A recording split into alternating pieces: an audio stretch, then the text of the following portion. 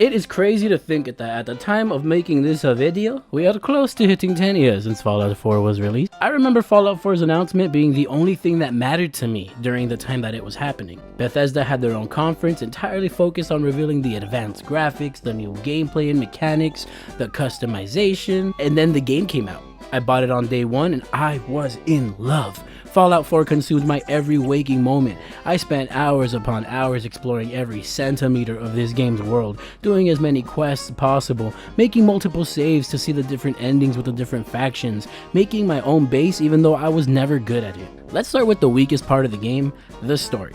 During the press conference, we were promised a look at the world before the bombs dropped. Exciting stuff. Because one of the great things about Fallout is the world that existed before the bombs fell. And that is where our game starts. But then you play the game and you kind of just walk around your house for 5 minutes and then things go wrong and you're immediately running to the vault where the rest of the intro takes place. So our look at the world before the bombs fell is like a little peephole in what could have been a fun live simulation before the game starts. But whatever, we go into the vault and they freeze us in these freeze chambers, and one day we're randomly unfrozen and they try to take my ugly ass son, but my wife is like, no, you can't have him, so they shoot her and take the baby, and we witness it, but then we're frozen again until one day when we're not frozen anymore and we unfreeze our dead wife and we're like, I'll avenge you and I'll get our son back. And so then we start chasing down the man who took our son for a long time until eventually we find him and face off against him and kill him and steal a piece of his brain to travel through his memories and find where our son is. And our son is being held by the Institute, and everyone in the Commonwealth, which is where this game takes place, it takes place in the Commonwealth, is scared of the Institute because they kidnap people and replace them with robot versions, so everyone's paranoid and turning against their own friends and family, like, you're a robot, are you a robot, are you a robot, boom, I shot you, but blood came out, so you're not a robot. Eventually we make our way into the Institute by creating a teleporter, and we finally find our son Sean, but he's over here screaming for help because he doesn't actually believe we're his dad, so he's calling father. Yes, it's me, your dad. I'm here, Sean. What's going on? Father? Father! Sean, open the door. I don't know you. Go away. Father! Father, help me! There's someone here, help me! Sean, please, calm down. I'll get you out of there. Father? Father, help me! And then this guy comes in and he just shuts down our son, and then he reveals that he's our son and that this is a robot copy of him. And we were frozen not for 10 years, which is what we originally thought. We were frozen for 60 years. What? And also our son is the leader of the Institute. What? And he's replacing people with robot versions to create a perfect society. But also when a robot becomes sentient and wants to live a normal life, he hunts them down, even though wouldn't that be the whole point of your plan? You want them to go live a normal life, so why do you end up giving me quests to go bring robots back that are out there trying to like run away and live their life? What? I will admit, I think the reveal that our son is this old sack is pretty cool, but it falls apart when you realize that the dude's plan is fucking stupid. What's the point of replacing people with robot versions but hunting down the robot versions when they try to blend into society? And while we're at it, why didn't you go back and unfreeze your dad way earlier instead of waiting until you were an old fart? Like, what a horrible fucking son. What a horrible lame character.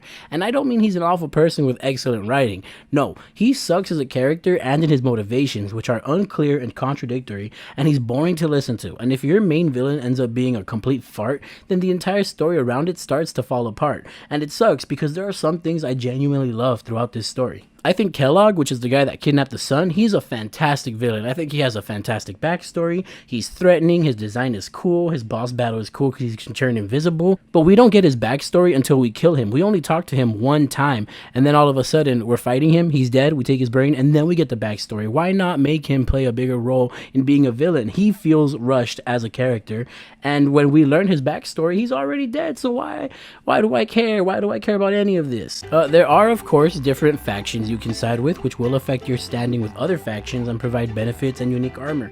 I think all of the factions and even the smaller factions are pretty interesting.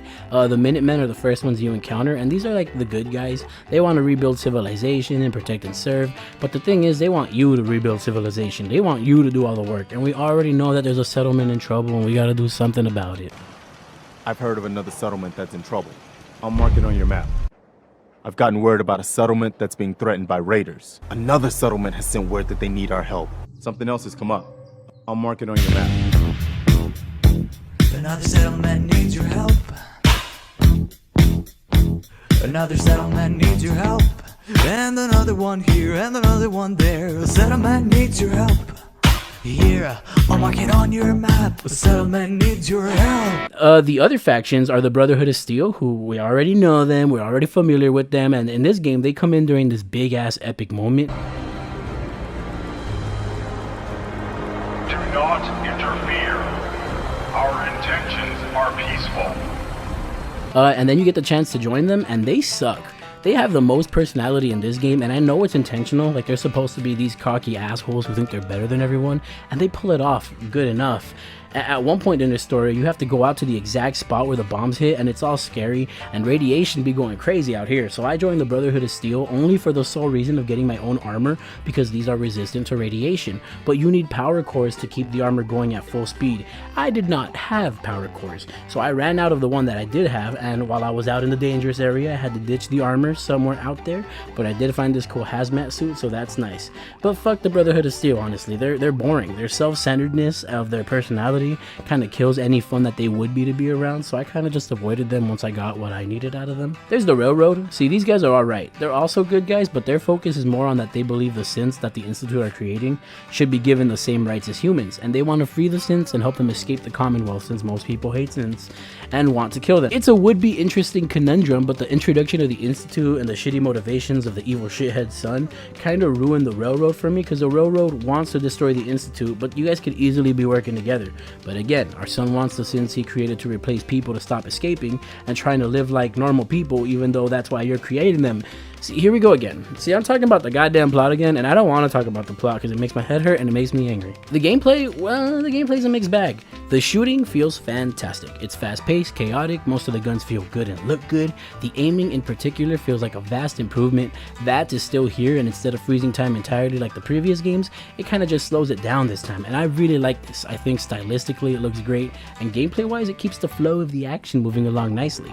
The melee is fun, like a lot of fun, in fact. I ended up doing a lot more melee combat than I ever expected to. I even ended up upgrading a lot of my melee stats because of how much I was enjoying the melee combat. Speaking on upgrading and leveling up the stats, let's talk about that because I'm not a fan of the new level up system. In the last few games, when you'd level up, it was exciting. It felt like a big event when you saw that level up icon pop up. You were given a set amount of points that you could deposit into a bunch of stats, which would in turn increase that stat. It helped you make the kind of player you wanted to make, and maybe you wanted to be sneaky. Maybe you wanted to talk your way out of everything or just be really good at blowing stuff up. The game let you do that. And after you were done putting those points in, you could choose a perk as well that would benefit your player in a specific, sometimes wacky way. This time, that's all been condensed into one screen, this one. And when you level up, you can choose just one of these many perks to level up, and this is disappointing.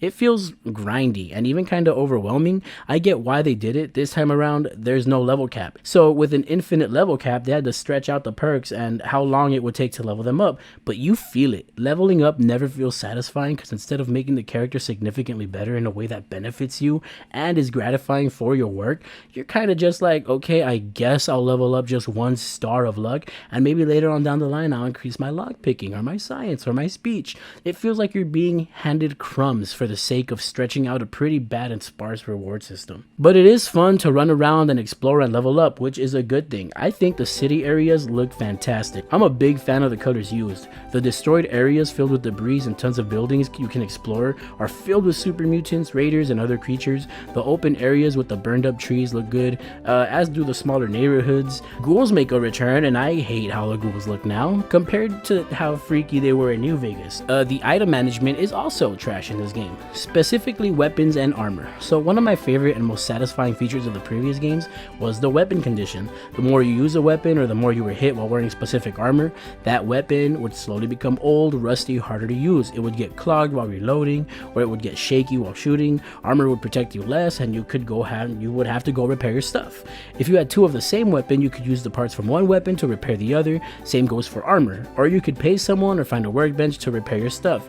It played a huge part in the gameplay because going into a big fight with shitty weapons and shitty armor meant you just made the fight way harder on yourself. That's all gone in this one. Sometimes if an enemy has the same weapon as you, there's going to be a plus sign next to it if it's a stronger version, and you pick it up and that weapon will stay in the condition that it's in. If you go into your inventory, you'll see you own 2 of the same weapon, or 3 or 4, so on and so forth, and you can sell or drop one of them, which will automatically drop the weaker one. Same goes for armor.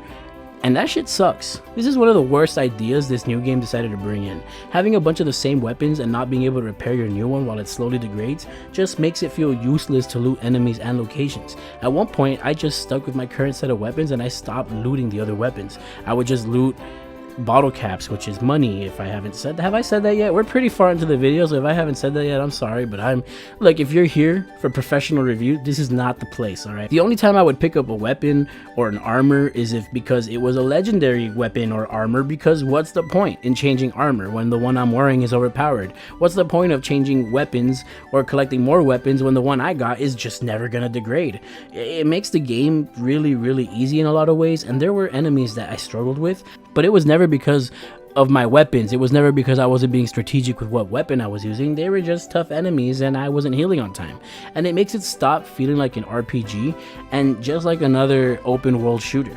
The best way I can describe it is that gameplay wise, this feels more like Far Cry than it does Fallout. And base building is added, which I only used once for a mission and never touched again, but I won't hate on it because I've seen some people build some really impressive stuff. It's just not for me. But you know what is for me? Companions. And this game has a bunch and they're all hot and cool. You got Dogmeat, and okay, well, he's a dog, so he's not hot, but he's a little fucking cutie, and Dogmeat is the GOAT. If you don't like Dogmeat, don't even talk to me. Piper, who is a journalist trying to expose the Institute, and she's hot. Nick Valentine, a synth detective who is also hot. Codsworth, who is a robot, but he's probably got a bunch of vibration settings, so he's hot. Real talk though, the companions are especially great in this game. They're useful. A bunch of them actually play significant parts in the story. They interact with each other. They have likes and dislikes depending on your actions out in the world, and the more time you spend with them, the more comfortable they become with you, and they start to open up to you about their past and about their fears, and maybe one day you could even marry them. Wow. Fallout 4 does a great job at being a new entry on current gen consoles, but it also in a lot of ways feels like baby's first Fallout. It's a stripped back experience, and if you're looking for an RPG, this is a step way back from the last entries, and New Vegas is still absolutely the top title for me. But with all that being said, I still really do like this game. But wait, there's more, because we got a bunch of DLC for Fallout 4, but I'm gonna be looking at the 3 that provide an actual story, a new quest, because the others provide mainly base building stuff, and daddy no like it. To the town of Arborfree rode a stranger one fine day. Automatron is a strange package. There's an okay enough story here, but the main focus on the DLC is mainly to introduce a new robot building mechanic into the base building sections. It's pretty sick.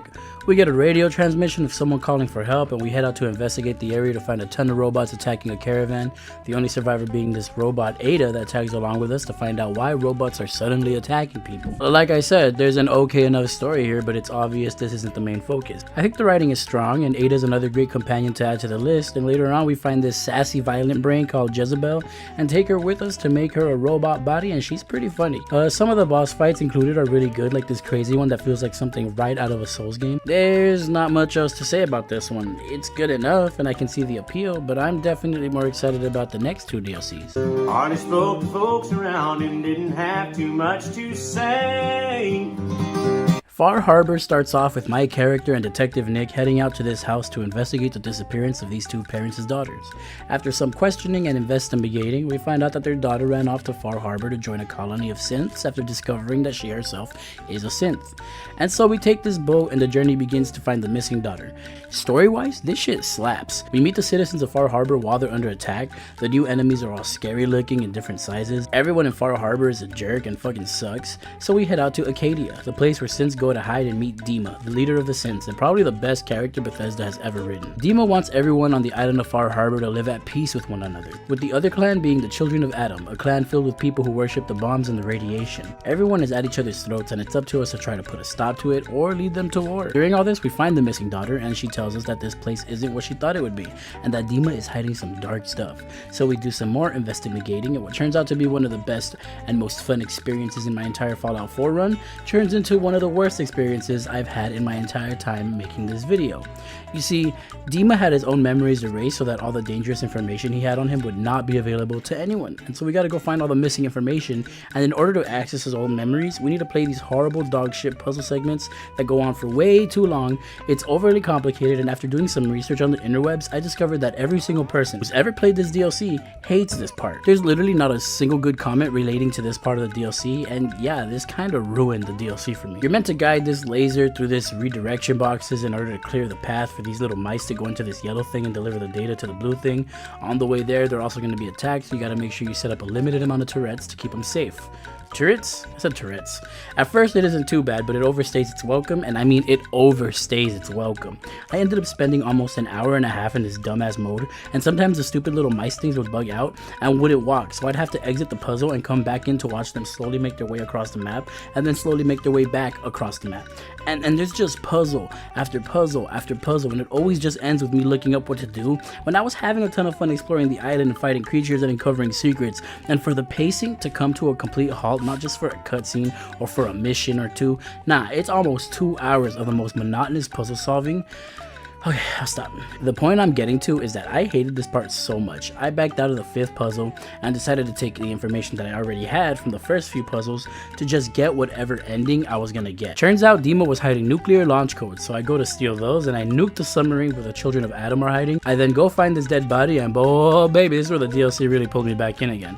You see, Dima has these 2 assistants who are also synths. They help recruit other synths throughout the wasteland. One of the synths that's helping out Dima, the real version of her, the human version of her, she's dead. Dima murdered her and then buried her body. We confront Dima and convince him to turn himself into the people of Far Harbor in hopes that they focus on his honesty and find forgiveness, and they keep the peace going. And then this happens. That's no comfort to the person whose life I took. Not exactly the first person to do something evil and say it was for the greater good. I wanted to prove that humanity and synth could coexist. Those murdering synths! The people of Far Harbor then storm Acadia and kill all of the hiding synths, including the daughter of the parents who hired us in the first place. I go back and report to the parents that their daughter is dead and Far Harbor is doomed, and they're like, we can't live like this. So I kill them too. No one dared ask his business, no one dared to make a slip, but a stranger there among them had a big iron on his hip. The final piece of DLC starts when we receive a transmission for a place called Nuka World, an amusement park by the creators of Nuka-Cola. On the way there, we find this guy on the floor dying, and he's like, my family's trapped in Nuka World. It's full of raiders, please go help them. And so heroically, we do.